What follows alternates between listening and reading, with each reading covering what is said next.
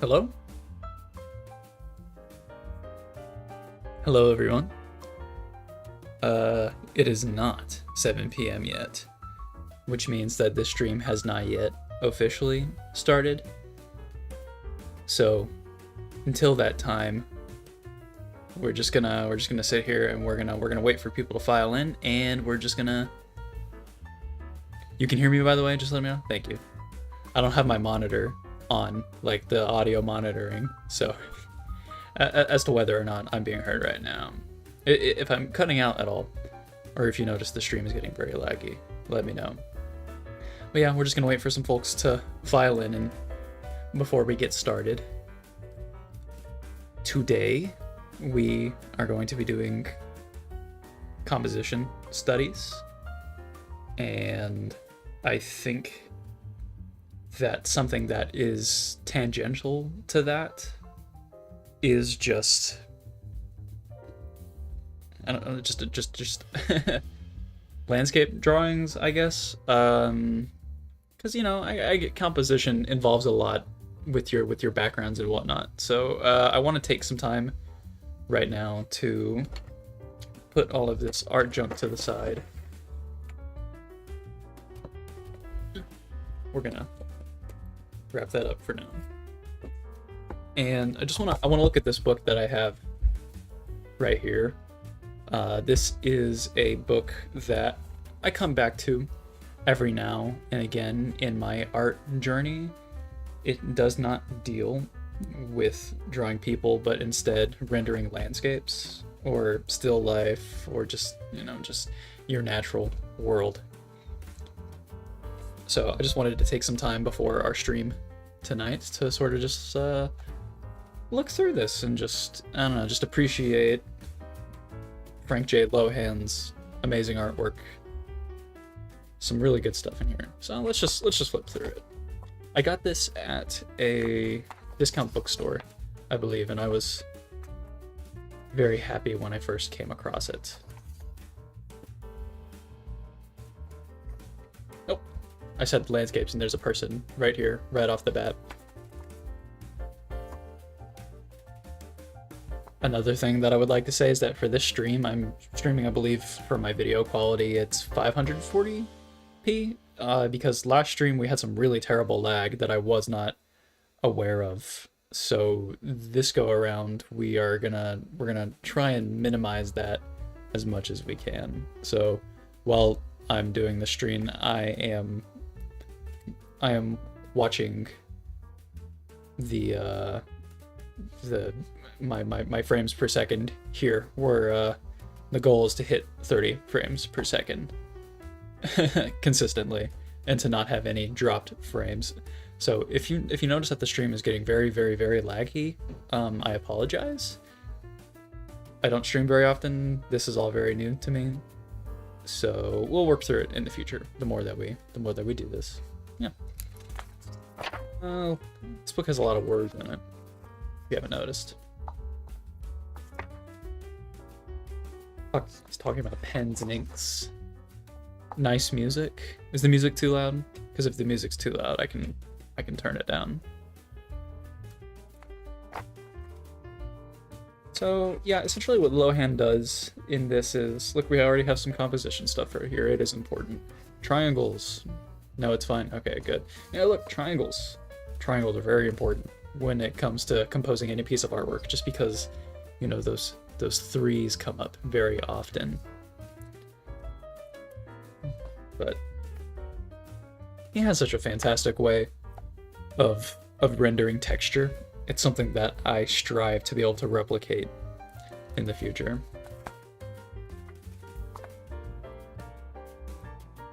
I'm not gonna be flipping this book around like crazy. I love this one a lot. I think I did a study of this piece a few months back. The old smithy. I love this one a lot because of the way that he incorporates the wording on the wall into the hatching. It's certainly very unique. Very, very cool.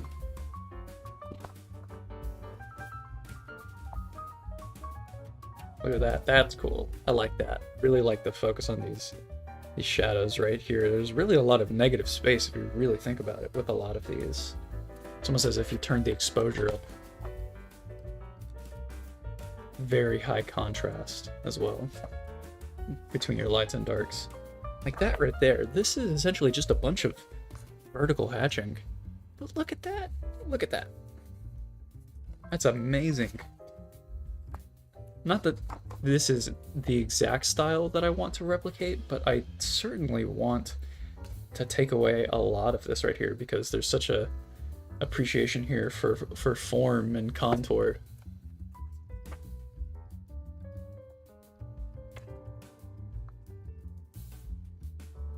Like that right there.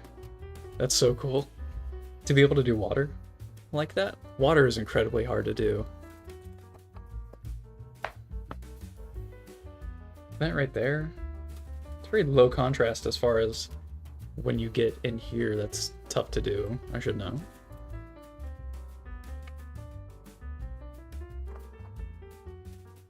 To be able to do snow, especially black and white water, you are telling me I have struggled and tried in the past, and it is a skill.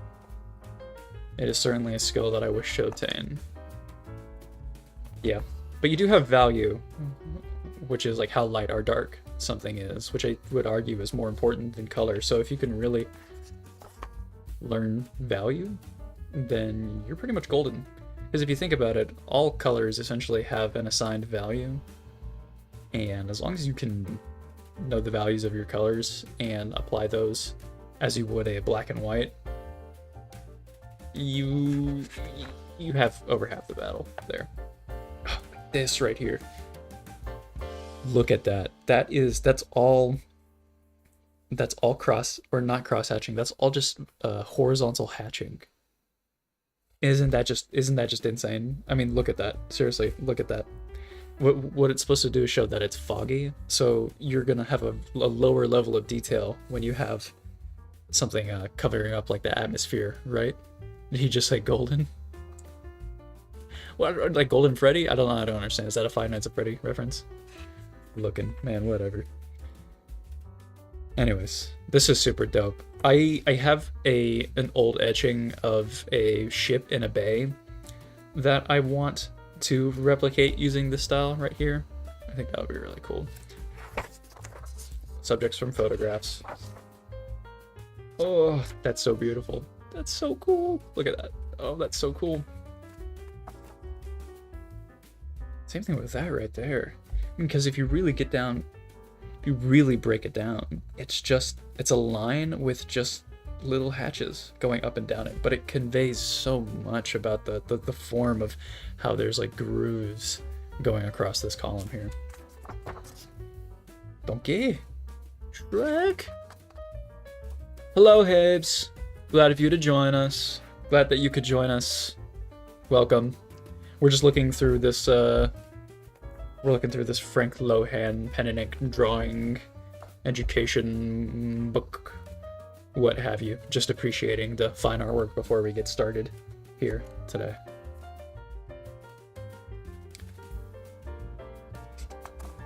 Interesting book. Yeah, it is. I've come back to this quite a few times. I love this one right here because this, you can tell this is water right here, but a lot of it is put into black because of the rocks. So there's such a low level of detail, yet it shows so much. And then you start to get into stuff like this right here, where you're just contouring each individual feather. Oh my goodness. I can't even begin to fathom that. Wow.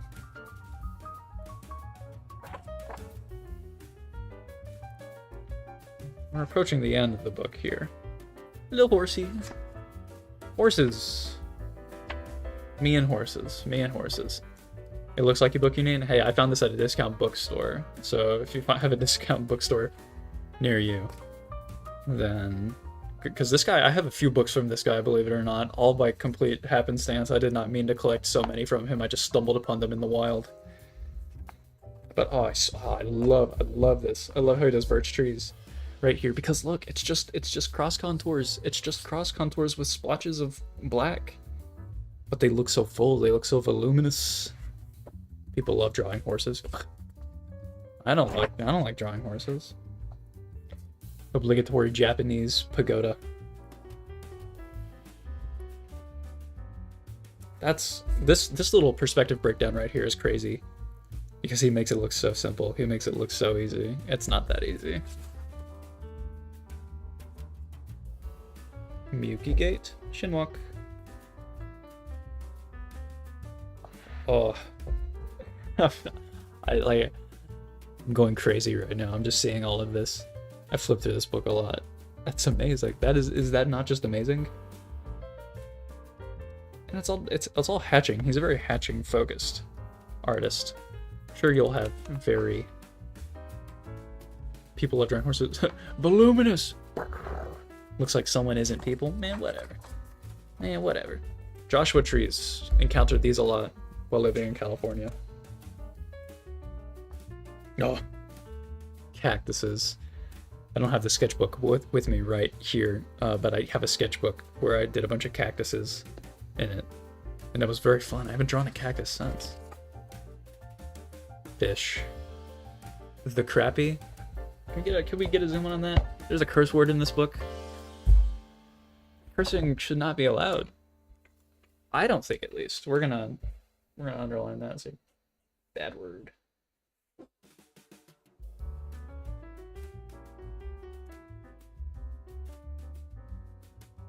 That's right, even books aren't sacred. Not to this guy. If this irks you, if writing in a book irks you, you should see all of the books that I had to read for college. I've kept a lot of them, and a lot of them have a lot of handwriting in them. I have beat them up, because you need to. I love writing in my books. It's like me telling the world, hey, I'm here, I'm alive. Subjects from life. So delicate. So delicate. Notice how there's not a lot whenever he has like this right here. When you have this long leaf that's going behind the stem, you're not really getting any interference with things that are further in front of it, because he has a faint white outline. It's not like an intentional outline, but you know, he intentionally left that space white just so it didn't muddle the rest of the plant here. You need to read more books and actually do the things I want to do, like build a PC, fly drones, play games, but I'm so scared. Listen, you're talking to the king of procrastination. You're talking to Mr. Procrastinate himself. I have about like 7 projects right now that I'm just procrastinating. Nothing wrong with that, of course, but I get it. Do I have any tips to getting started with things? Based TBH. Really, so hey, I was able to make it through college with my procrastination mindset. It's very tough. I get it. The only advice, and this is terrible advice because it's just what I tell to myself whenever I need to get something done, is just start it. It doesn't even don't even start it with the intention of finishing it right then and there. Just start. And if it's something you really want to do, you'll keep with it. If not, then that's fine. That's fine too. There are many other things that you can do with your time. You just have to find that one thing that is rewarding to you. But I am no wise leader, so don't take that to heart. I'm just gonna flip quickly through the rest of this because we're getting to the end of it, and you can see the general gist of what's all here. Oh, this right here is amazing. Look at that. Oh my goodness. The amount of depth, and he breaks it down so simply. It's just a bunch of squiggles. It's just big blocks of light and dark. But then through contrast, their shapes prevail. Oh, that's so beautiful. Using negative space to your advantage. This is great. Oh, I could only hope. I purposefully try and draw. I haven't in a bit, actually, so that's a bit of a lie, but and on my other sketchbooks, I purposely try to draw really complicated, like, nature scenes. Not necessarily to render out every little detail, but just to see if I can, like, get it down, because I'm inspired by stuff like this right here. This is, like, a style that I strive for. These trees and grass and woods and tree lines are so difficult to draw. All right. Boom, boom, boom. Bibliography. He's got a bibliography. Sick of seeing those things. Look at that. A catalog of selected Dover books in all fields of interest. The Count of Monte Cristo. It's just actual books. Like Common Sense by Thomas Paine. Crime and Punishment. I have that. I haven't read it yet. But I have it. What the heck? Yeah, the Doré Bible illustrations. Oh my goodness, Gustave Doré. If you want to talk about someone who is a master etcher, if you want to get into doing pen and ink drawing, Gustave Doré is the guy to do. I'm still looking for a book of just his art. Draw the Dr. Seuss trees. Seuss? I love Doré too. I really do. I'm too scared to do a masterwork of Doré just because of it's just so much. But I will at some point. I will. Maybe we'll make that into a stream. We'll find something from his Dante's Inferno pieces. The Fantastic. That's the title of the book, correct? Sorry, my inferring skills are very poor right now, but boom, boom, boom, boom. I'm gonna assume that that's what that is. Okay. Done with this book right here. Let's get into the real meat and potatoes of why we're on here today. Haha, yeah. Okay, yeah. The IQ today is reaching troughs unseen of. Okay, we're gonna do the usual shtick. We're gonna show you what I have in here.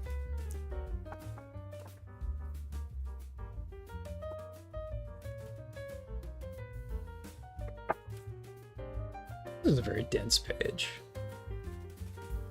I like this right here. I like this little close-up right here. It's actually from the same image that this is from. This is just his hands right here. I like that. What about drawing horses? Did I show this off last time? I think this is new since the last time that we have been here. So yeah, you can see I'm still sticking with that theme of drawing people. These are all with blue colored pencil, but these right here are all kind of just done with this brush pen that I got right here. For the life of me, I can't read the Japanese that's on it. I believe it's the medium brush. Pretty good. People find brush pens to be very daunting, and I guess I did at first, but just the more that I work with it, the more I understand where artists that use brush pens a lot are coming from. I'm still not great at it, but like I see the vision. We're gonna lower my desk that I'm sitting on here real quick, just so I can hunch over a bit more. Yeah, did these on the 10th right here, as you can see. Everything is daunting at first. Yes, you're right. Do I have a Pentel Pocket brush pen? No, I do not. I do not have a Pentel Pocket brush pen. I'm really not quite sure what a Pentel Pocket brush pen looks like. But hey, I have Google. Let's Google that. Pocket brush pen.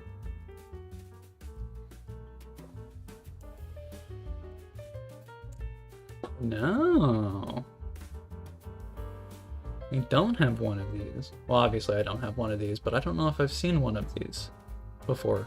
Oh no, wait, I have seen these before. I'm looking at the packaging, the Pentel packaging. I have seen these before. You draw really, really, really well. How long did it take you to get to this point? Okay. I've always sort of been, I don't know, let's say like artistically inclined, right?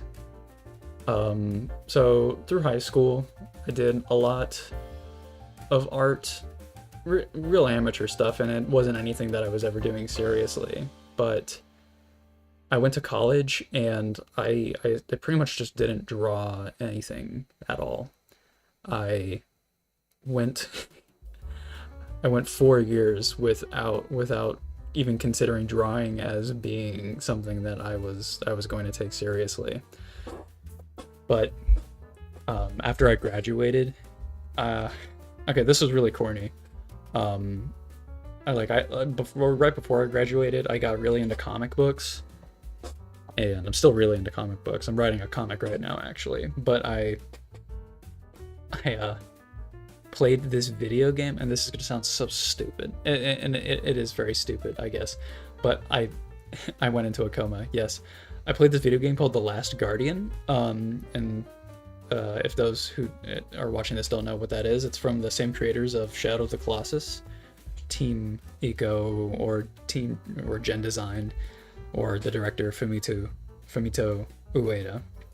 Well, I played the game The Last Guardian, and I was I was so enamored with the storytelling that I was so emotionally impacted that I was like, I want to make stories that have a much emotional resonance. And literally from the point that I played that game, I got my first sketchbook that I filled out all the way through, and that was about 1.5, 2 years ago. And all the progress that you see right here is just over the past like 1.5, 1.75 of a year. Sorry, I skipped over a lot of the comments here while I was rambling on. Don't get me in a rant. I'll rant for a long time. Habes, about the Pentel brush pen. It's pretty dope. It's cool varied lines. I'll have to check it out. I mean, obviously, like, using a fountain pen like this, where it's like, why the hell would you want to use a fountain pen if you're just going to get it as, like, a Fude nib? I do just think that brush pen look is very cool. So I will check that out. Because, like, I got this one right here and I really like it. But obviously I want to branch out more, use different pens, see what I like the most, because I might like something better. King Froglet, you wish you played more games when you were younger? A coma? I did not go into a coma. That is complete sarcasm. That was a joke. That was a joke. I did not go into a coma. You wish you played more games when you were younger? That's the thing. I didn't play a ton of games when I was younger. I watched my brother play games, of course, but I didn't really play a lot of games. It's really only over the past couple of years that I really started playing games more, and I love the medium, of course. I want to make more videos in the future on this channel talking about games. I'm actually working on a really big project right now about this little video game. I don't know if you've heard of it. It's called The Last of Us Part 2. But I love that game quite a bit, and I have a full playthrough that I'm editing through, and a script is on the way, so look out for that in the future. We have a couple more videos that come out before that, though, so no rush. Last of Us is solid. I agree. Speaking of video games, this character right here is Placide from Cyberpunk 2077. I'm playing that game currently for the second time. And he's one of the characters in there. So I was like, oh, I really like him as a character. This is from the 11th of January. Both are from the 11th of January, actually. Just kind of drawing faces. Doing some, like, pencil sketches underneath. Samuel Jackson. Wesley! In all caps. Hello! I'm glad that you could join us. For these ones right here, I was really just focusing. That side profile is very difficult to do. Because you have to worry not only about the structure of the skull, but like you have all the lips and the nose that are in front of it that sit on top of the skull, so it adds a bit of extra thickness. So I was trying to pay attention to that when I was doing those. Sorry about my chair, by the way. Why does the top right guy look like you? This guy? Or are you talking about, or on the other page? I think you're talking about that guy. He does look like you. Okay, here's some more things that I did. We got a guy on a bike. We got a beetle, grasshopper. I don't even think that's a bee. I think that's like a ground wasp or something. There's Trico from The Last Guardian. Woo! And then we have just a lady here holding out her outstretched hand. I like drawing hands. What can I say? I like drawing hands. These were based on reference images that I got from a public domain website that has a lot of really cool stuff. It's a curated website, and there's a photographer on there from like, I think it was like 1914, who just took a lot of pictures of bugs. So I used those as reference for these. Now finally we have what I've been working on over the past couple of days. We have a guy with a fish. That feller, I really like this one right here. I like this portrait right here quite a bit. And then you get to these, which are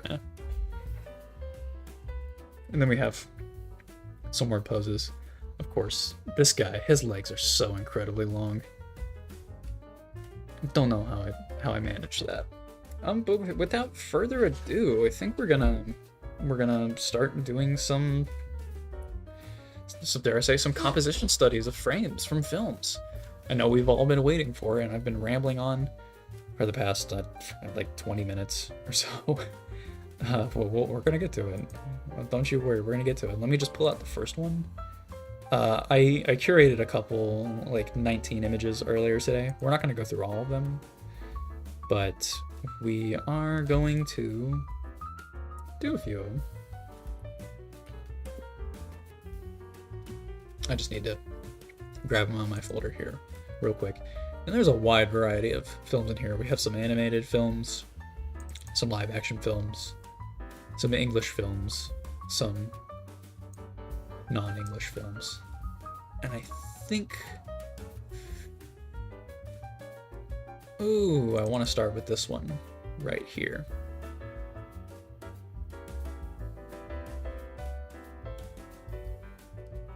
Right?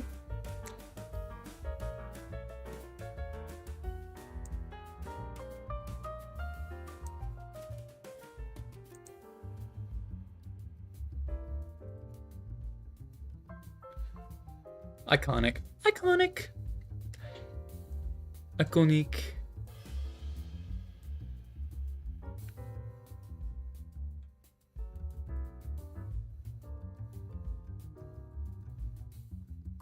Yeah. I'm just trying to find a simple one to start off with because I don't want to do.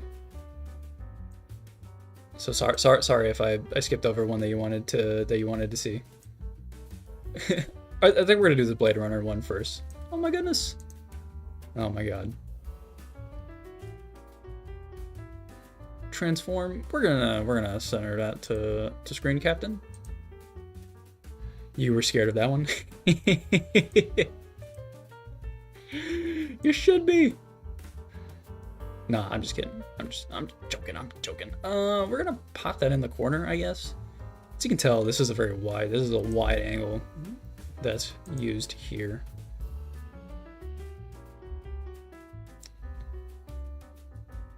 But we're gonna do some enlarging of this.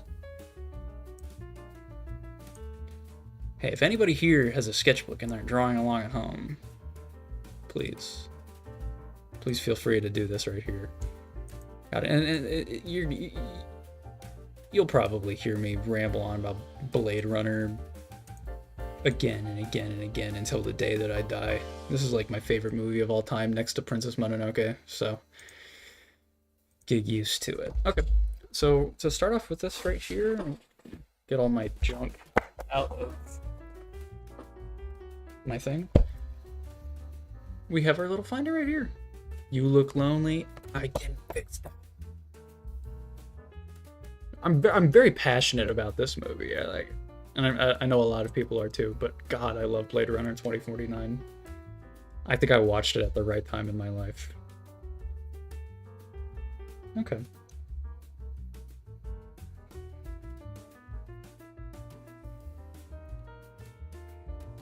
I'm gonna draw out that right there. Boom, Boom. Boom. You are Ryan Gosling for real? How can you be Ryan Gosling for real when I'm Ryan Gosling for real? Think.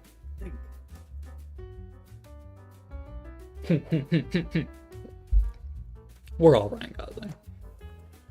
Here's something that I don't do normally in the streams when it comes to doing these composition studies, but we're not gonna do this freehand. I'm gonna go under with a pencil first, just because I'm trying to get these shapes right. So we're gonna be doing that right here. So if you're at home and you want to draw along with me, please feel free to, or don't feel free to. So you're gonna see in a lot of the screenshots that I got here that I am incredibly biased towards shots that have a frame within a frame, such as this screenshot right here. I absolutely love it when cinematographers have like just another frame, like a doorway or a window, in their movies, just like in any way. It's so cool. It's so cool.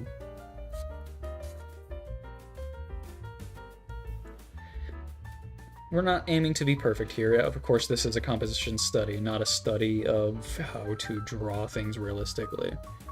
So don't be afraid to sort of get like the shapes wrong. Or not the shapes wrong, but like get the details, the specific details wrong, because that's really not what we're here for. What we're here for is to just capture our lights and our darks. My cat is messing with stuff right now. He's got a little peep. He's got a stuffed peep in his mouth.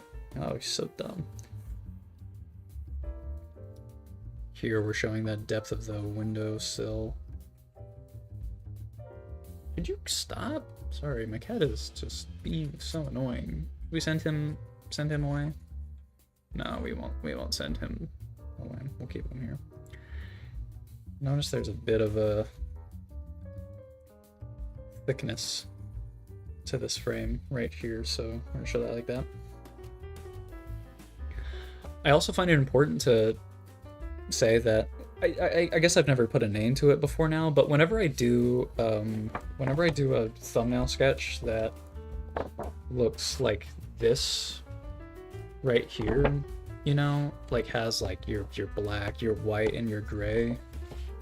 When I break it down to just 3 values, apparently, and I just found this out recently because of a Proko video. This is what's referred to as a notan? A notan drawing? Which means that you're just breaking down your image, such as this one right here, to 2 or 3 distinct values. So white, black, and gray. Hey!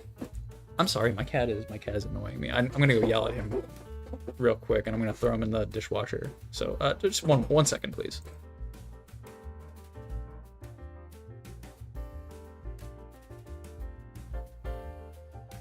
Okay, he's getting washed. We're washing him. So yeah, a little lesson in art terminology. So what I love about this little image that I have right here, is that it gives you a nice silhouette of our favorite Ryan Gosling's head. And you can't really see a lot of facial detail, but just the silhouette alone is enough to just indicate a lot about his character. Because you have that slight tilt of the head,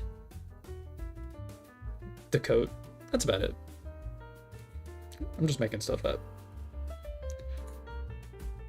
And it just looks cool, okay? When I said I was like into comics earlier, this is something that I would say is part of it. And that's why I like really want to do composition, because I think comics give you the opportunity to have really cool compositions in your work. Don't wanna do that too much. Just wanted to bring it up a little bit.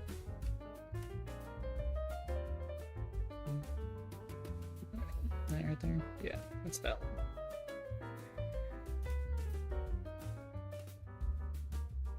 But I am utterly in love with the idea of composition. I really am. I think you can do so much with just simple shapes. Oof. Yikes. See, this isn't perfect right here. So I'll be more careful in my next one to pay closer attention to things such as proportion. This is a warm-up. He should have drank milk in this movie, TVH. He should have. If he would have had some milk, he would not have ended up in that situation that he ended up in. I'm not gonna spoil it. See, I'm not even gonna do like a lot of like facial feature stuff. I kind of just wanna, like, I'll do that rim light, I guess. That sort of just breaks up that right there, but there's not much else that you can really see in his face.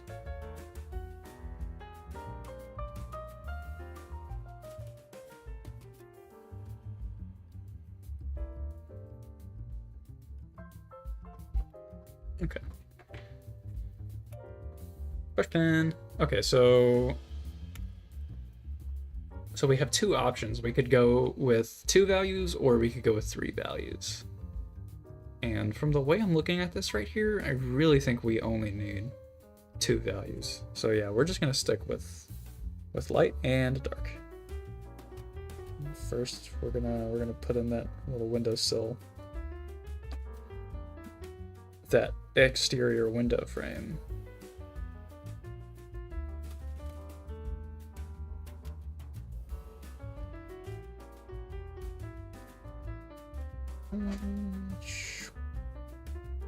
You can assume that it ends there-ish, continues here-ish.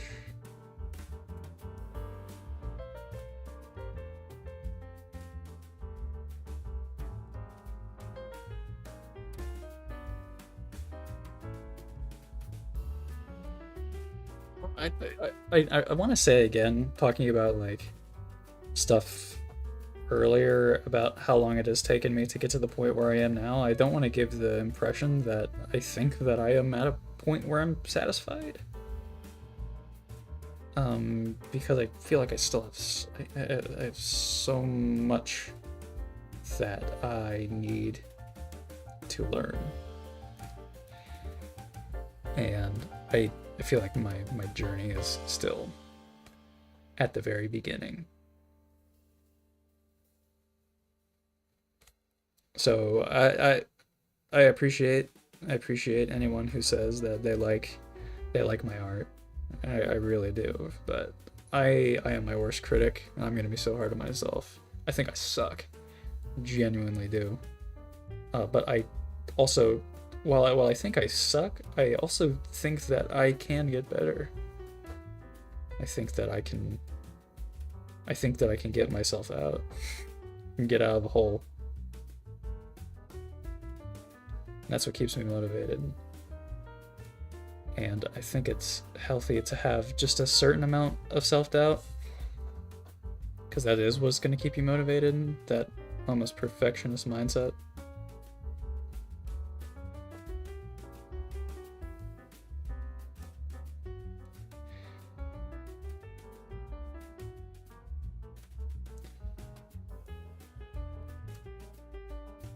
Wanting to be a little blocky with the shapes here. Not anything crazy though.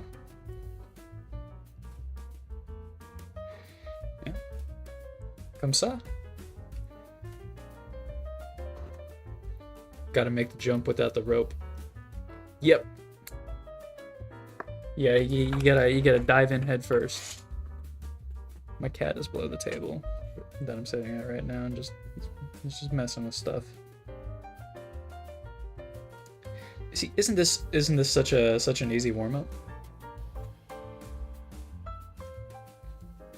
Because it's just a square with a person in front of it, the silhouette of a person.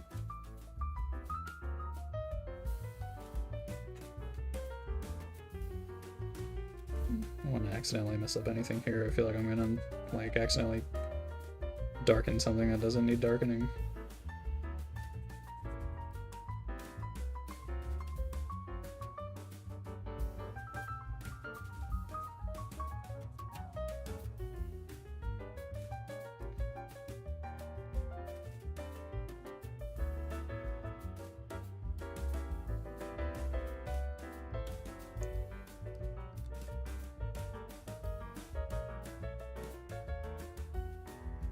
I'm gonna use this quiet time while I'm doing this to ask everybody who's watching how your days have been, and if you learned anything new today, or if you saw something that you liked, or if you saw something that you disliked, I guess.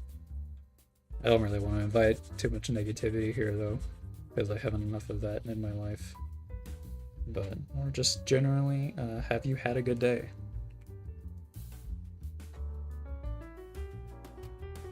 I'd say I'd go first, but this is probably the highlight of my day.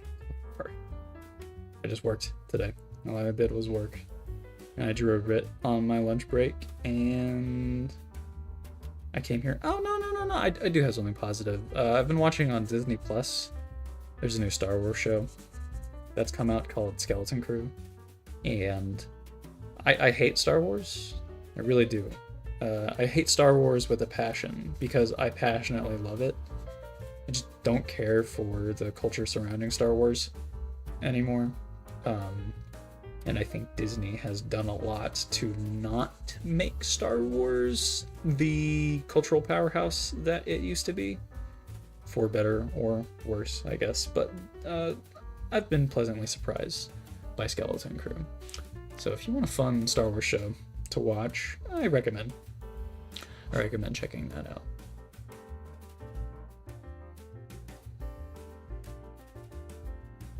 Do that. King Frogly, your day was alright. Bought some pizza and Diet Pepsi. Very delicious. I love pizza. And I love diet soda. I don't drink a lot of regular soda, but I do drink a lot of diet soda. So, that sounds great. And Habes, you saw tarantulas being fed some crickets? It was scary, but also cool. That does sound scary. I have an intense fear of spiders, as any reasonable person should. But even just watching videos of spiders freaks me out. Freaks me out tremendously. That being said, I do watch a lot of, I guess, documentaries about arachnids. Normally when I'm about to fall asleep, don't know why, but it's that sort of allure / repulsion that is inherent to human beings. I don't like spiders, but I love watching documentaries on spiders. They give me an uneasy feeling. But thank you for sharing. Where in the world are you seeing tarantulas being fed some crickets? Do the tarantulas belong to you or to a friend, or is this a academic activity or what? Because, or is this just something you saw like in the wild?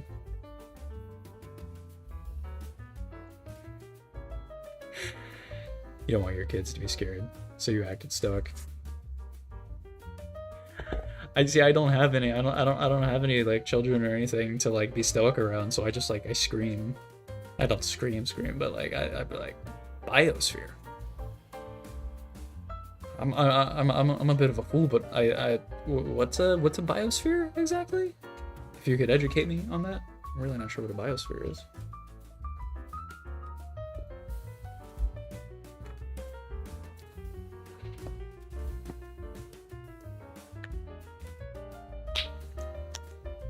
Sorry, I'm cracking my knuckles.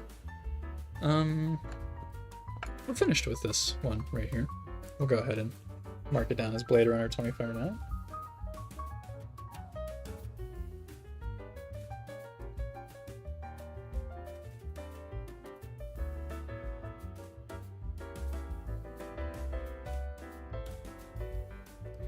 It's like a zoo for butterflies and stuff. Oh, I've been in one of those before. I just didn't know they were called biospheres. Cool, that's awesome. I love, I love zoos, and I love the insect rooms at zoos. Those are my favorite parts of it. I could care less for the monkeys or the orangutans or anything like that, but oh, I do love, I do love seeing the insects. Okay, let's we'll shrink this back down for now to an appropriate size while we figure out our next.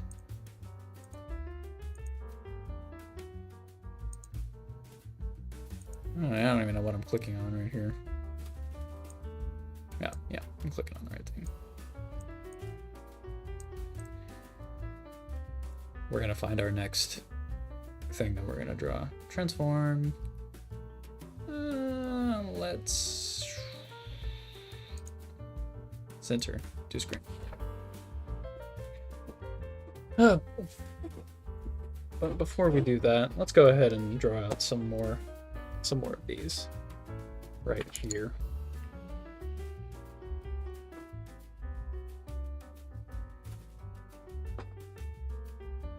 Boom. Boom. Oh no. I didn't get that quite right. Should I go staggered? Let's go staggered, why not? We have no rules here.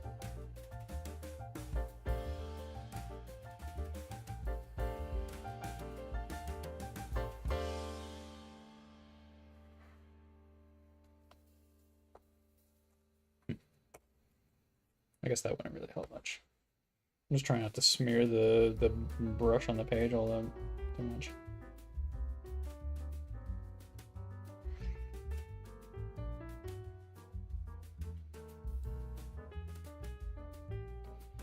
Just having a little bit of fun with how these fall on the page. I could get some in vertically like that, but I don't think I will. We'll stick with these three for now. All right. Let's find our next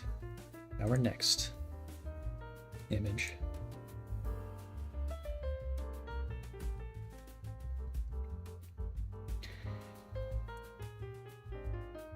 And through what we're doing here today, you're gonna see my snobbish taste in film. You're gonna see a film bro's attitude to approaching cinema. And we're gonna do that by having, and this is very pretentious, we have a black and white Akira Kurosawa film.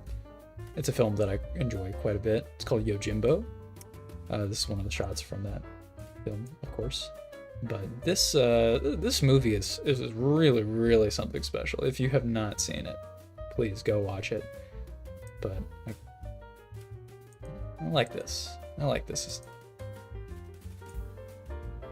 I'll try and like put it in the corner there.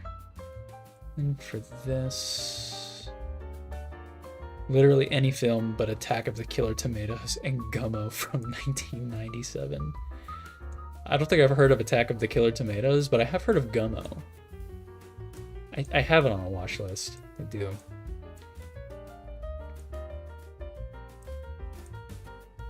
But you hear that some films are just depressing, so you have to be in the right headspace to watch certain things. But this film right here, called Yojimbo. It's a film series. I believe the first film's called Yojimbo, the second one's called Sanjuro, and there's a third one, I'm pretty sure, and I cannot remember the title of it. I mean, the dead cat thing in Gummo was really odd, TBH. There's a dead cat thing. I believe you.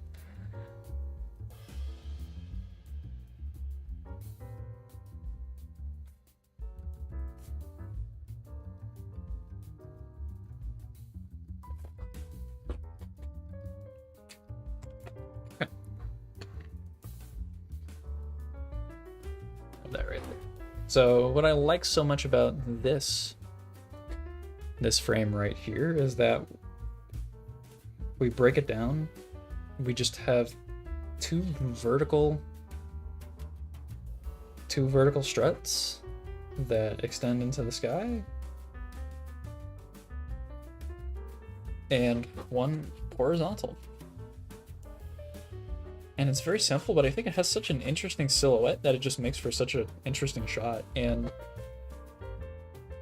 there's a bit of like asymmetry with it when you get to this little paddle thing that's coming out from the side. Very cool.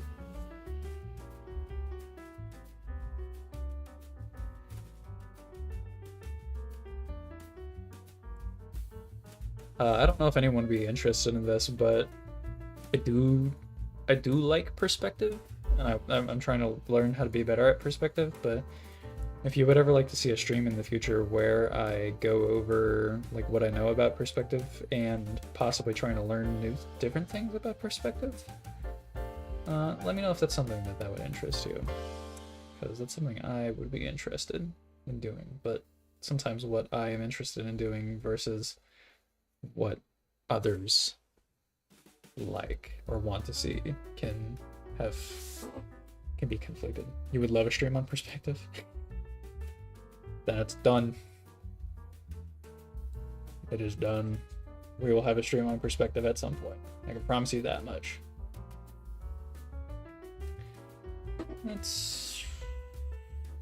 We have an underside to this beam right here, but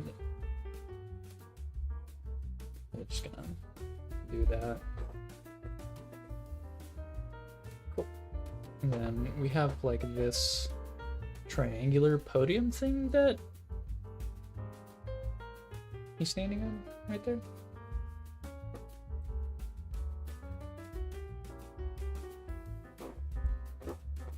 I think perspective is so cool. I think people that have a mastery of perspective are to be revered in our society, because I don't think people realize how difficult it is until you really start doing it.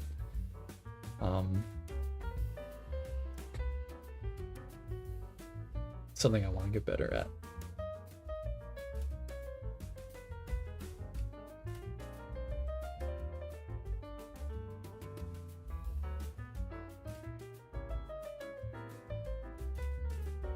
Because, like, if you really think about it, like, rendering and stuff, details are important, but yeah, perspective is even more important, I would argue. Because if you give one look at something and it has shoddy perspective, you pick up on that before you pick up on any different, like, odd details.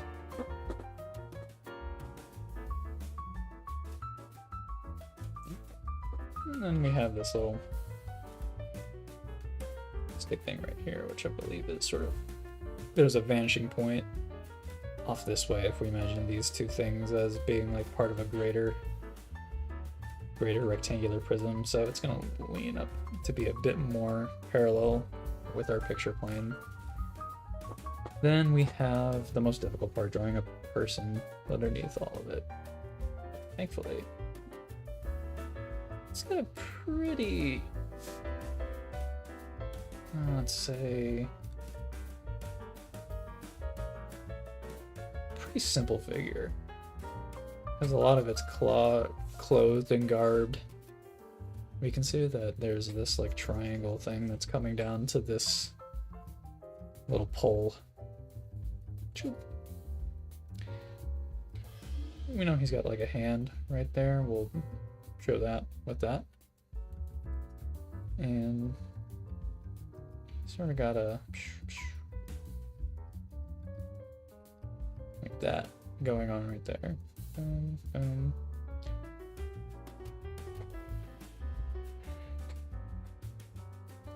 Okay, someone here is spamming some hearts. Thank you.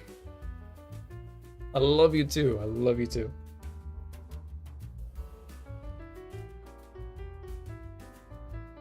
What I love so much about this like calf muscle right here is how it sort of like bends down like this. You know, it sort of has like, that's a terrible rendition, but it has sort of like this shape, almost like a teardrop if you think about it. I love drawing that. Yeah. We're just gonna show his hair a little bit.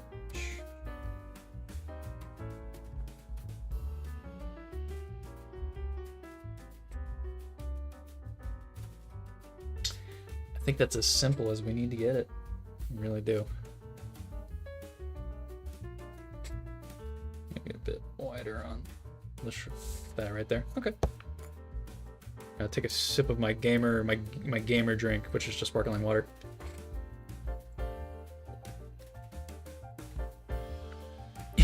You would love when you die to see your stats know what you're actually going on because you have no clue. Wouldn't that be great? Like if there was like a stat for like total enemies made, or like people upset. I think that would be funny. All right, so we have a very interesting choice that we can make here. We can either go 2 or 3 values, and I think that we're gonna do 3 values for this right here. And I think we're gonna break it down to where our darkest of darks are going to be our blacks, correct?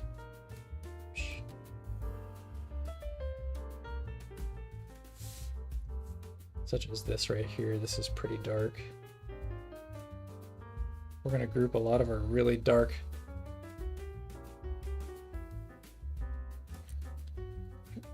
shapes like that. I would say this right here. Since we're seeing the underside of it, it's pretty dark.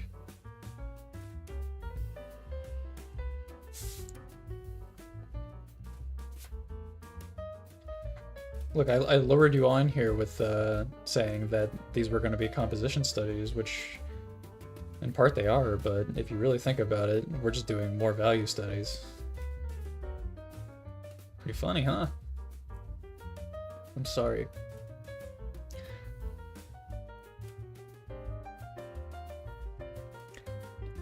And I'm gonna say he's pretty dark as well, so we're just gonna block in his colors there. Block in his colors. You know what I mean.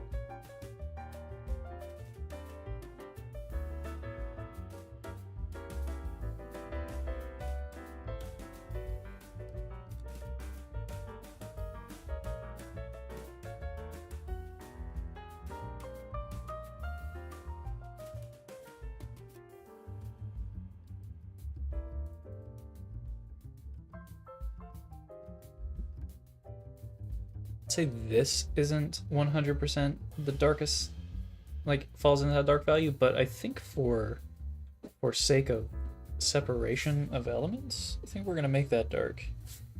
Even though this is supposed to be a study, I'm taking a creative liberty here. I just think having this triangular shape here for him to stand on would benefit the piece as a whole. Okay, so I think those, looking at this right here, might be our darkest bits. So I'm gonna go through. I'm just gonna lightly erase my penciling that I did for all of this.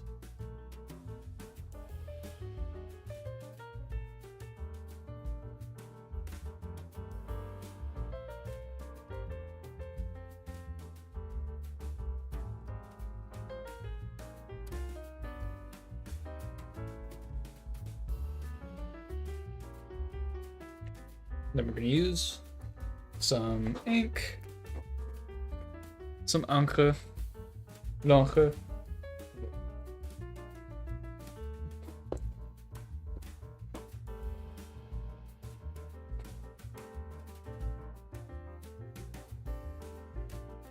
This is our third value.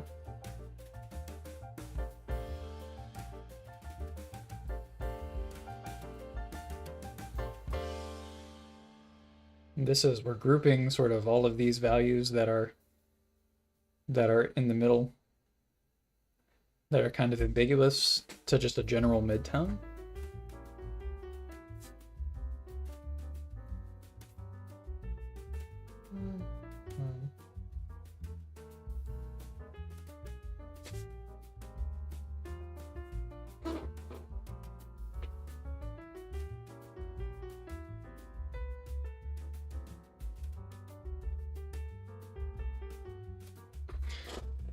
Working with wet mediums is always going to be kind of chaotic too. So I'm trying to make sure I don't like splatter or like have anything bleed around.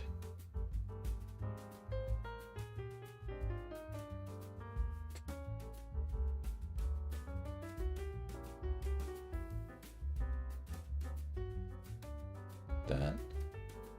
Then his leg there is pretty light, but when compared to the lightness of the background, it's not that light. So we're gonna make that gray. Same thing with his face here.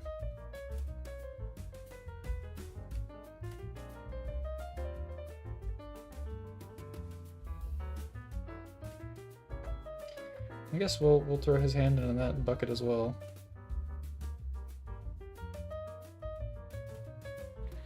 Like that?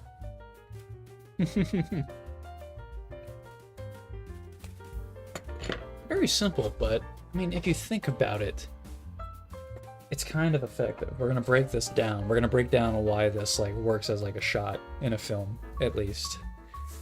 So first of all, you have the symmetry of the two poles right here, correct? There you're building some symmetry. But then you throw in this asymmetrical element, which is this little bird cage right here. And that's fine and dandy. It creates an interesting silhouette, but it's balanced out by our main figure right here. He's this large black mass that is thrown to the left of this right here, which almost balances out the rest of the frame. And even like the thing that he's standing on right here, it's heavily weighted to be like, you have your like point of it right here, so you have it weighted to the left. And then on top of all of that, look at this. I forgot to give him his little sword.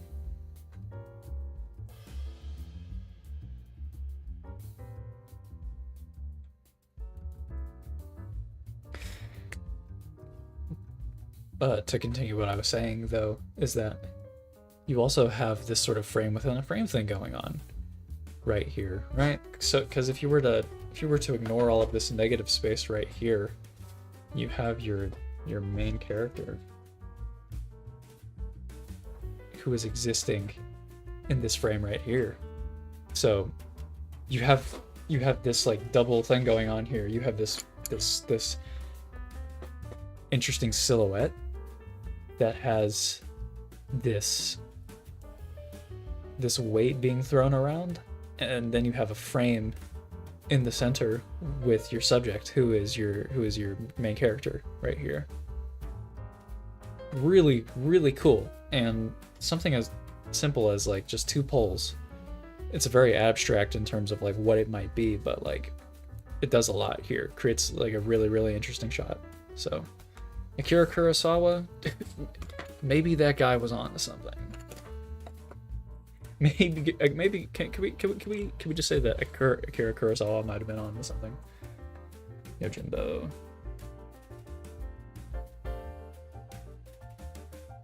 Oh my goodness.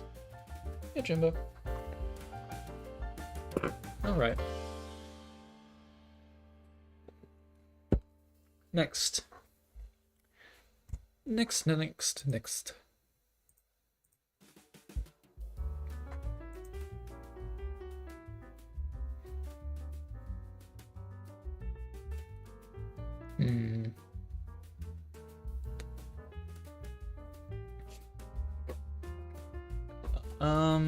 Can I just get someone to comment? I have 19 screenshots here, but they're from differing filmmakers and mediums and such, but I would like to know, would you want to see another black and white film, or would you like to see a film that's shot in color? Because it's hard for me to narrow all this down right now.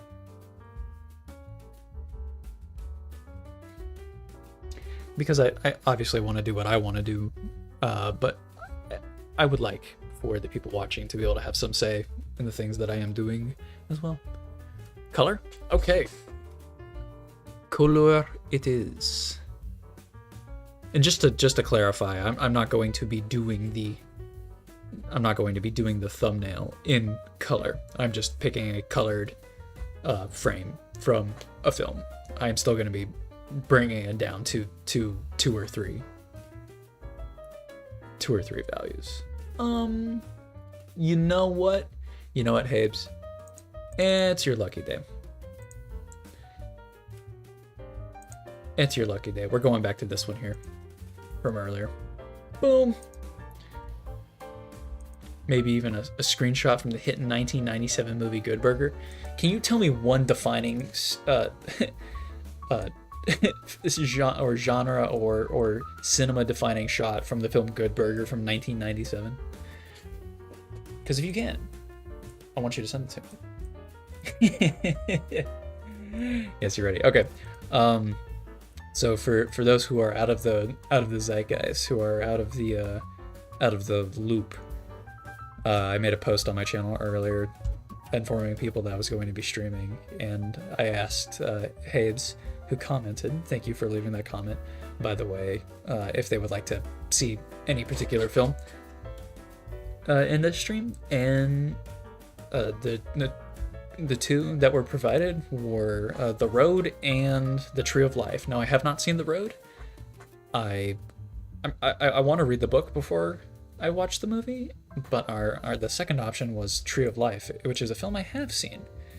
I have seen two Terrence Malick films, and they have both been just a weird ride, and I enjoyed them both for different reasons.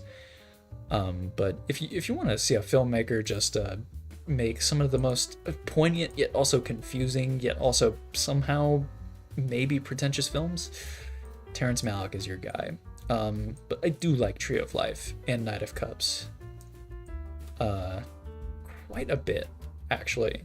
They linger. But Tree of Life is definitely a very, very odd movie. I think I enjoyed it slightly more than Knight of Cups. I think the themes in Tree of Life are a bit more resonant with me, and I like how you see this family sort of grow up over time. The only thing that I don't really care for with the movie are two things. You have the dinosaurs, which if you've seen the movie, you know what I'm talking about. And then there's this one shot that comes from later in the film, and it is of the mother character. She's like swinging around in a tree. I was on board with it until that point. I thought it was a little. I wasn't feeling it. But anyways, Terrence Malick. I would like to watch more of his films. Okay. Let's go right here. Okay, so this is a very interesting composition because we have this sort of like circular. We have this circular thing going on. We're gonna try and make this easier on ourselves by plotting some points where our trajectories are going to need to meet, right? Fair points. Not that my assessment is correct of the film, but that's just what I took away from it. So doing ellipses in perspective is very difficult because you would think, oh, you just draw a circle, but depending on like where your plane is facing, think of all ellipses that you draw that are within a square. They have to sort of like meet up at the four corners while also each segment has to be divided into equal parts. Oh my god, wacky. Some of the wacky stuff either. A thing that you can do that I've seen is you can draw like a little X and then use that as sort of like a indicator for how you should subdivide your ellipses. Um, it's something else though. Oh man, that right there. I have a sketchbook where I have an entire page just this right here. Anyways, we're not going to be doing all that here. We're just going to try and hit these trajectories generally like that, which is good enough. And the good thing about this right here is that it's going to be covered a lot by this fella right here. So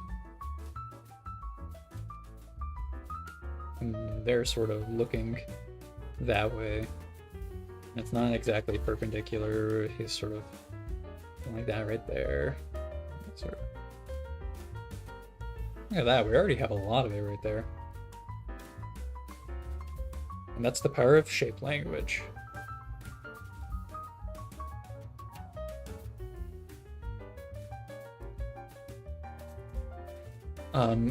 But we have this other interesting thing. We can't stop there. Why stop there? We also have this right here because we're looking up to like a dome. It's layered, so you have this like layering of ellipses that you can see parts of, but because of the perspective and the overlapping, you only see parts of it. And oh my goodness. I love that. I love it whenever I see this in like a thing. It adds so much depth. It's so cool. I think like that's generally the shape that we're seeing there, and then down here. I think that's sort of what we're seeing there. And of course we have all of this noise right here. But our important things are, we have our figure right here. It's sort of looking like that.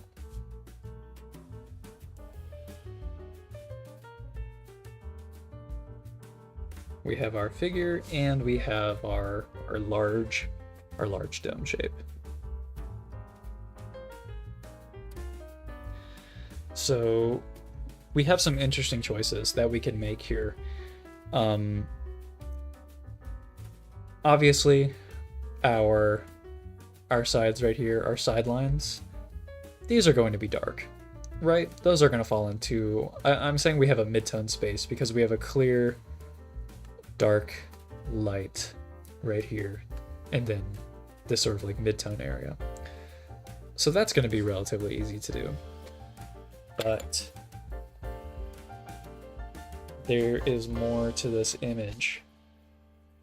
Because if we just do our light, dark, mid-tone, you leave all this nuance of these like tiers right here.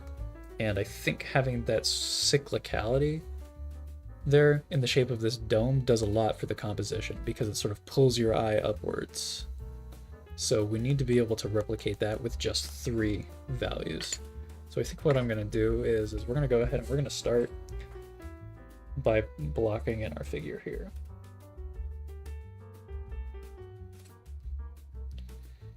And I know his face is lighter technically when you're looking at the still here, but it's still dark enough that I'm just going to group it in with our blacks, with our blackest points. Then boom.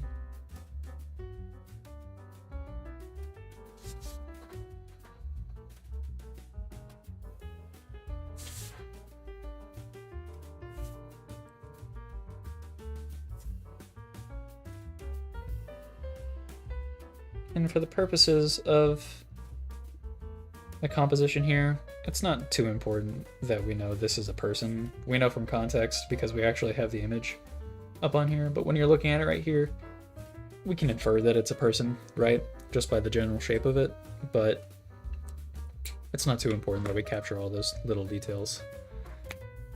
All right, here's another thing that we're gonna do. We're going to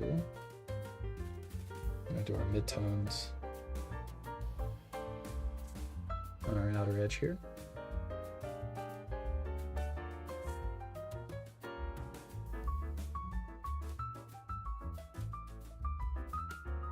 say my favorite shot from this film is the shot where the father's hands, it's sort of like looking at him from outside of the room, but he's like washing his hands in a sink and they're covered in blood. And it's like it's very like voyeuristic. You're like peering in on him. I think that's probably my favorite shot of this film. I didn't do that here because I thought it was a little too messy for what I wanted to do tonight. But I remember that shot pretty vividly, so I'd say that's why it's probably my favorite from this film. This is not the best watercolor brush for doing ink. It's very spotty, so I have to do a lot of like actual like scrubbing on the page, which isn't ideal, but you work with the tools that you're given. I'm not gonna do that. Okay, so not so shiny on the page. You can tell that the water that's coming out of here is not very controlled. Okay, so here's the thing that we can do right here. I think that there's this little, even though it's technically not as dark as like your outside edge right here, there's a little bit of a shadow that's right here. I want to group that in with our midtones. We have so much to play around with, right? Because this is really dark. That's kind of dark, but this right here, like that shadow right there, it's darker than the light value, so we can group that in with our midtones and really not worry about it, you know?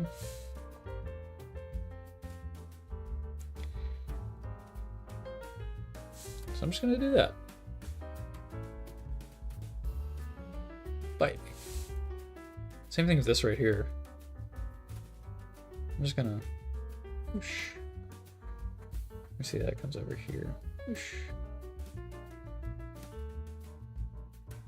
Confident strokes. Clear trajectories. Money. Power. Fame. Okay. And then finally, we're just gonna give this little... Make sure that trajectory lines up beyond that.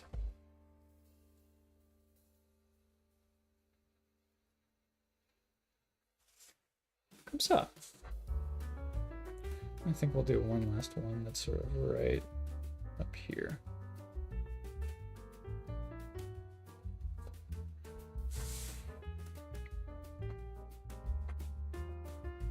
How do we feel about that?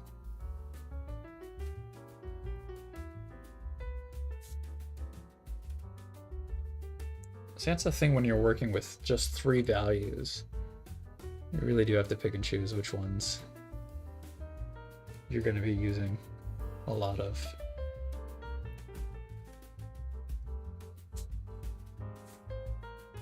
You know, I don't think it would hurt to give some insinuation of like more detail here. Just in this case. I know I said I wasn't going to do that earlier, but...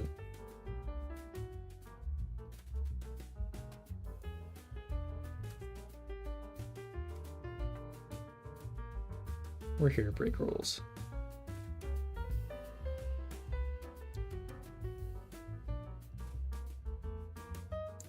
This is a fun one. It's a fun one. It's a difficult one. I'm definitely having to really consider the amount of detail that I am comfortable with portraying here. Having to pick and choose which values I find are the most important, that I need to have down right here, and I'm finding it kind of difficult, but I feel like I'm learning a little bit.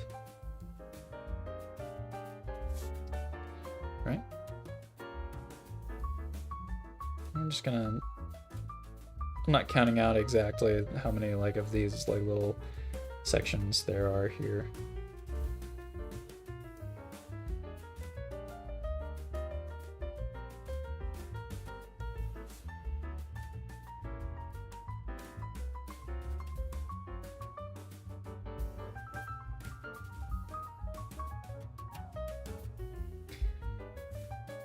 I think that helps a lot.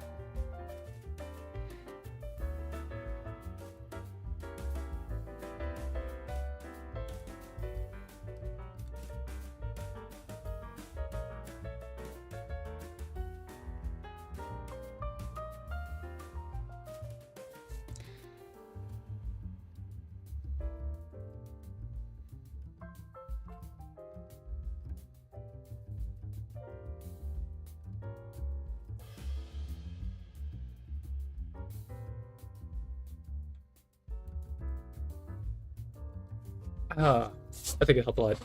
Your ears is shit compared to mine. No, I don't believe that. I don't believe it. And see, the thing is that like literally anything I imagine up is going to be better than mine. So just my envisioning of what yours looks like is just it's amazing, and I cannot compete with that. You gotta run, kids. Thanks so much. You watch us later. Thank you for tuning in. Thank you for tuning in. I hope you have a great rest of your day. Bye, Hibs.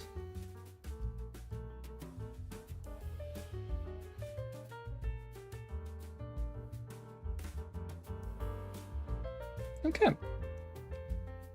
I think I think we're done with this one. I think I've milked I've milked all I can out of this one right here. So let's go ahead and pop the cap on, and let's talk about what makes this one work. So what exactly is it that makes this? I'm sorry for my chair squeaking, by the way. So what is it that makes this composition work, right? So obviously we have this large separation of your light values, your overwhelming light values versus your darker values, right? You have this sort of like circle here, which is obviously going to draw your reader's eye. This circular shape that we have right here of light values of negative space is to the right of the frame. If we consider this our center line, it's to the right of the frame, but we have that offset by the dark figure that we have standing looking up. You also have this subtle right-leaning motion of this figure right here, which guides the viewer's eye up. And just by virtue of looking up to the ceiling, your viewer's eye is naturally going to follow this trajectory, because that's where your perspective lines go, to that right there. And in the context of the film, I believe it's to do with spirituality, talking about looking up to heaven to see God.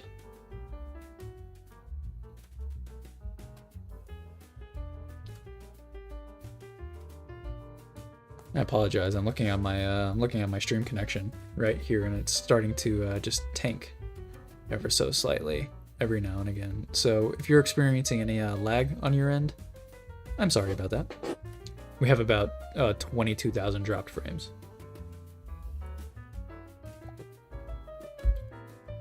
I'm sorry. Don't know why that's happening. It might just be because the stream has been going on for about an hour and a half now. But I won't bore you all too much. We are going to do one last one before we call it a night, I believe. So what time is it? It's only 8:15. But I won't bore you guys too much longer. And the more that we don't get to tonight, we can always break it up into another stream at some other point. Okie doke. We are going to pick another screenshot.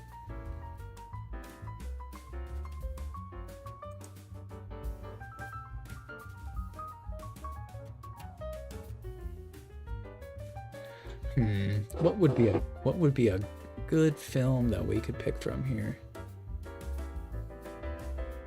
Right. Let me turn that off so you guys can see what I'm looking at.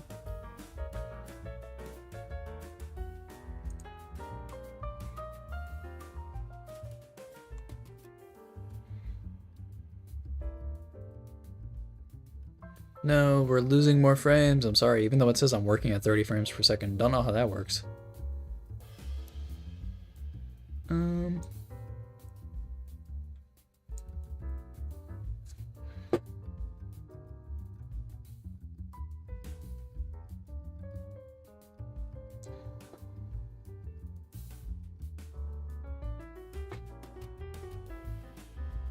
I think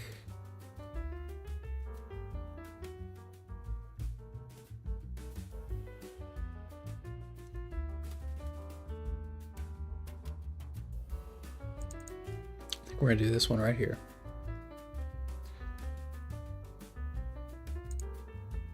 This is a shot from a film that is very, very special to me. It is called Kwaidan. It's a Japanese film that's an anthology. And this anthology consists of 3 ghost stories that are all separate. Such a wild film to watch. I literally don't. I don't know how to describe just how much of a joy it is to watch this film, and it's got some very beautiful shots. And if you like ghost stories, it's got some pretty damn good ghost stories in it. So recommend that film. Let's go ahead and mark this before we can move on to our next. The Tree of Life.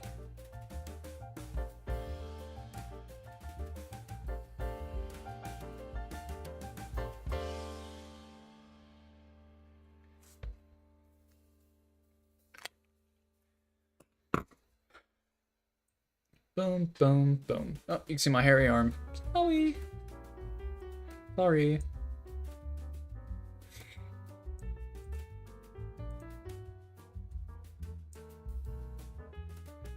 I'll have that pulled up like that, right there. This right here. Okay. This. Oh my goodness. Which one does this short story in the film Kwaidan come from? I can't remember if it's the first or the second story in the film. Whichever one it comes from. I quite like this shot. I think it's a very interesting shot. Namely just because you have a lot of these vertical elements, which are just trees, right? But it helps to create a lot of interesting visual language because it cuts up just the blobs of shapes that is your forest, right? So I'm gonna mark out where each tree trunk roughly falls. So we got one right there, correct. We got one that's sort of like here. Our character falls in this portion of the frame, like right here-ish. But they have a tree that's sort of right there. They got another one that's closer to our camera. That's like right there. We have another one that's right here.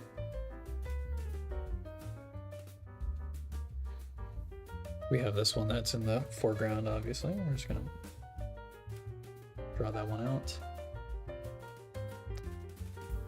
And we got another one that's in the foreground. They're both kind of facing the same way. See, I was a little confused by that. And we have this one that's right here. And we have some that are like out here. They sort of morph into one larger shape. Then we have this one right here.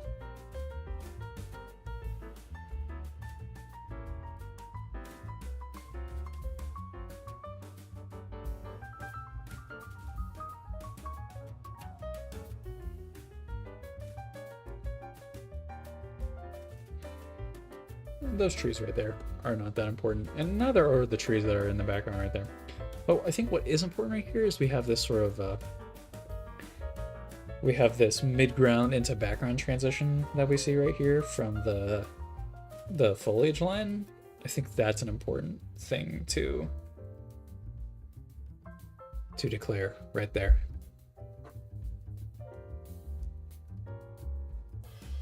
So we got our figure who's sort of hunched over right here, right? And what's great about this guy is that we don't really need to do a lot of detail work. We just know that they're there. I think another interesting thing that we have here is sort of this shape that's created by the brush and the parting of the brush to see the sky. So we have a lot that we could do right here. And I think we're going to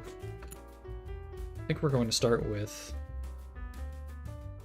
we're going to block out these trees, these large vertical shapes first.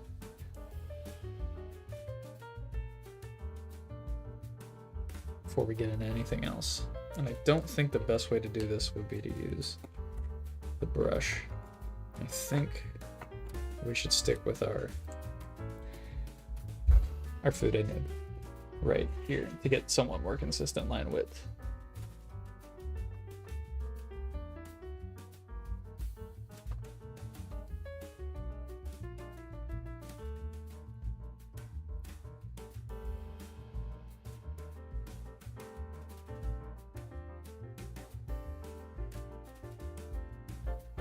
Just trying to make those tree trunks a consistent shape. Try not to have them morph and bend too much. We want them to be pretty uniform because they provide a lot of structure in this shot right here.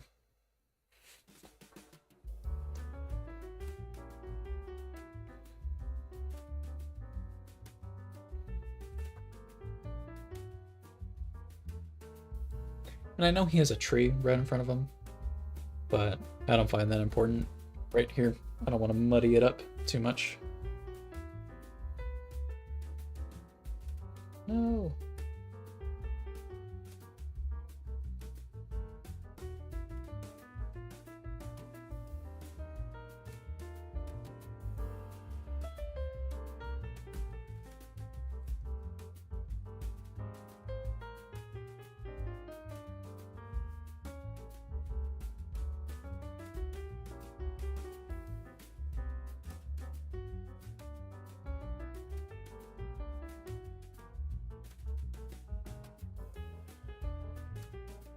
Those trees are not that big. Okay. So we have a lot of our visual language of this right here already mapped out. Looking pretty good so far. But just for this guy right here, I'm just gonna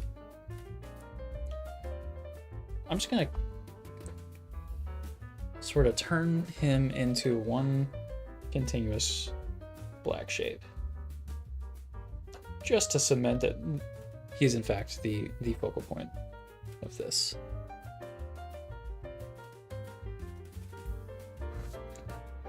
Right? And then another thing I'm going to do is I'm just going to ever so slightly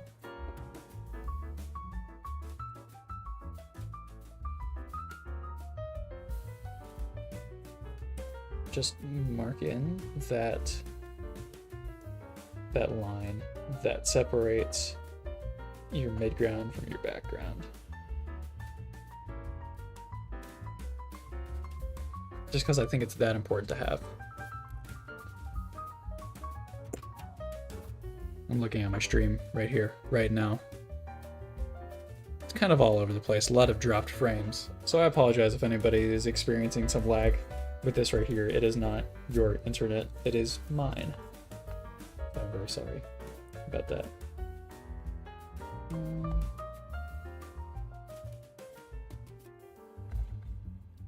Some erasing.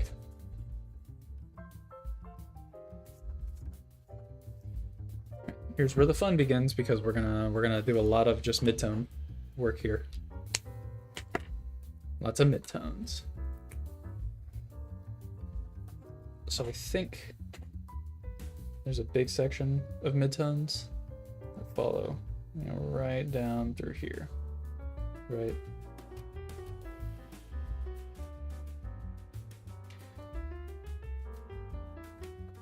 And I think there's some that start like here, obviously.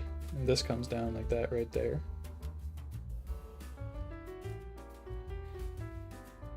Then obviously sort of comes around like that right there. So where you can see the sky peeking through the back.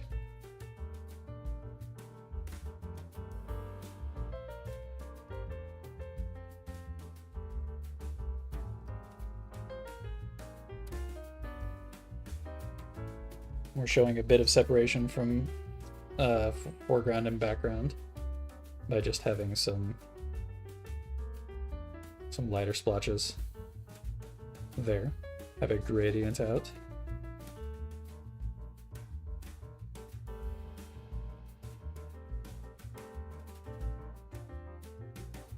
Drop a bit more ink on that page. Scrub it in, baby.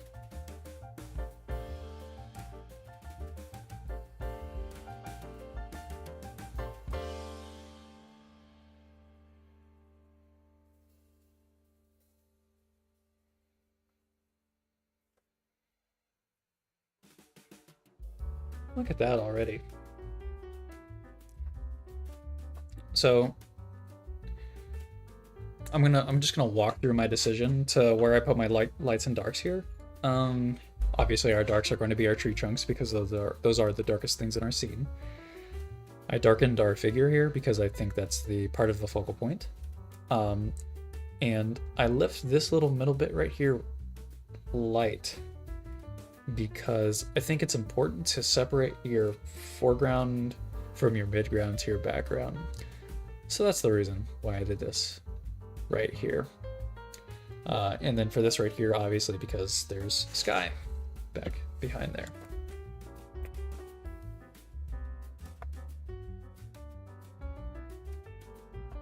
Okay. And I think that's all the work I'm going to do with this one right here. So let's discuss why we feel like this one works. First of all, you have these trees, which are these large vertical swaths that go from top to bottom. Those provide a lot of structure to your frame, right? There is also these vertical lines by the trees are a visual motif, which is pleasing to the eye whenever you have multiple repeating shapes in a composition. That can be pleasing to the eye. And the fact that they are in the foreground, midground, and background shows us a lot of depth cues, which in turn allows us to pinpoint our focal point. Because the trees are sort of receding backwards to this general area right here, our eye is going to be naturally drawn to it just by the depth cues alone. You also have the actual values in our midtone and our light values that are at play here, right? You have this large section right here that sort of creates sort of like a part in your brain where it's blocked off, right? Same with this big section right here. There's not a lot of variation, so your mind is forced to follow this light area right here that ends up at our focal point. And then your eye is also drawn to this sort of light spot right here, which is generally in this direction. So there's this diagonal way of viewing the frame. I had something else that I was gonna say, and I just completely forgot about it. Yeah, so you can do a lot with just 3 values, I think, is the important takeaway of this right here. So you can do a lot with trees, obviously. So whenever I see trees that are in a film that are used to create good shots, I always appreciate it because I like trees. And we all like trees, but it takes a lot to make trees look good. And I believe this film is shot on a soundstage primarily. So a lot of this is made with intentionality, right? I guess like another like visual element you have here is like this negative space created by the sky is like a circle. So kind of like with this one right here, your eye is drawn towards that sort of like circular shape. But no matter what, your eye is going to, if you squint at the frame, it's always going to end up right here. It's always going to end up right here. And just the fact that like our focal point is not in the center of the frame creates more visual interest because it's like balanced out by these large dark sort of areas right here that your brain is not meant to process all that much. So really what our brain is seeing here is just that. I guess like that right there. Okay, I mean, I guess that's pretty much it for that. We're gonna go ahead and write down this right here, quite on.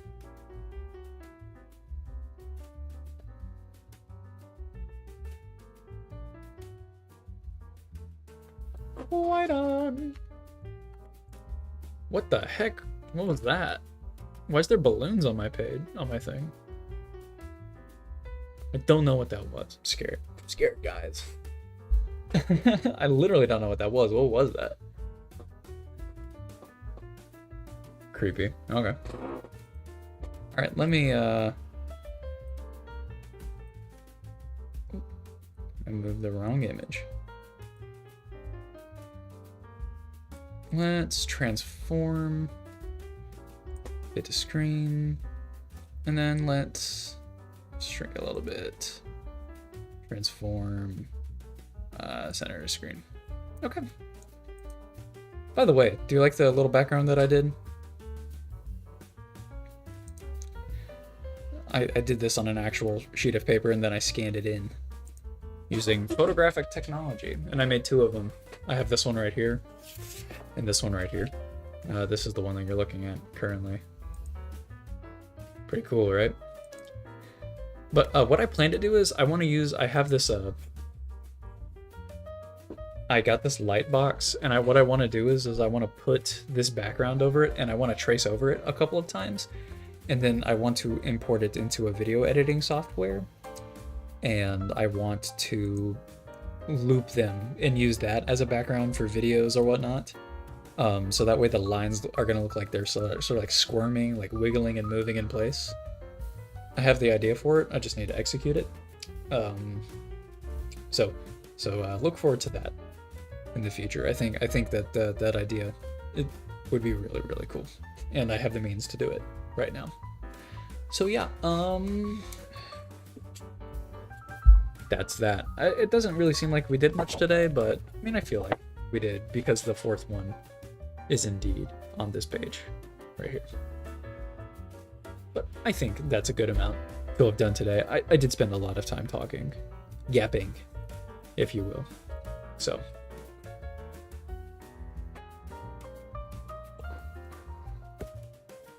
I would like to thank everybody for watching tonight.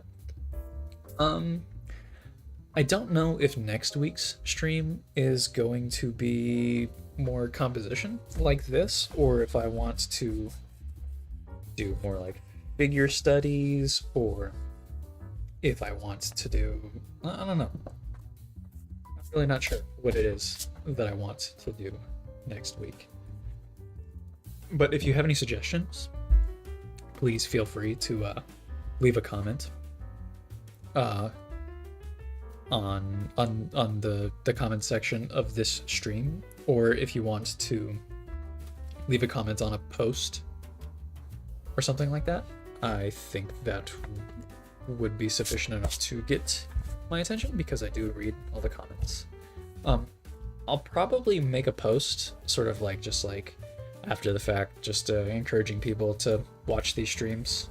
So if you would like to suggest anything, please do that there. Or if you just want to say hi, please do that as well.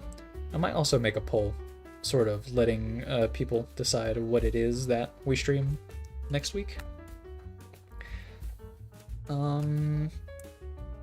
Other news, I'm working on a new video that is in making my first comic series, and the script is done for it. I have the voiceover work done. I just need to do some in-person filming, so like in front of an actual camera.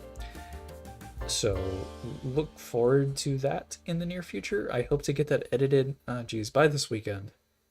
That would be absolutely absolutely lovely, but I can't make any promises because I am in fact a procrastinator. I can't really think of anything else to say. If you enjoyed the stream, please leave it a like and a comment, or dare I say, a subscribe. A subscribe would also be really good. Let me point the camera at myself, so I'm so you're not just like looking at my hands. Okay. Oh, oh my goodness. Oh wow.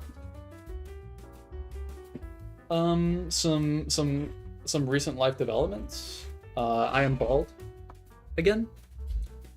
Last week I had a full head of hair. No, I don't. I do not have a full head of hair. That's because I got annoyed and I shaved it all off. Other life events. Nothing. I'm just like a boring guy. I am just a really boring guy.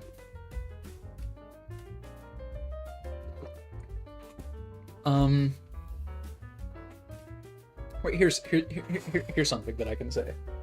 My brother does a lot of streaming on twitch.tv, and he's playing through a lot of games right now, games that you might be interested in. I think he's playing The Last of Us right now. His name is on Twitch is Chemical Green Zero. That's ChemicalGreen, and then zero, just the number. He streams typically every Tuesday, plus other times throughout the week, but he normally streams on Tuesday afternoons. Please go show him some love and support. I'm typically in the chat with him, watching him play, just because he plays games that I enjoy, and he is really, he's fun to watch. So please go check out my brother's streams. You will not regret it. Yeah. So thank you, everybody. Have a great rest of your night. I'm sorry if the stream quality tonight dipped a little bit in the end. Still working out the kinks of that, but I hope this has been enjoyable. So yeah, I will see you next Wednesday. Bye bye.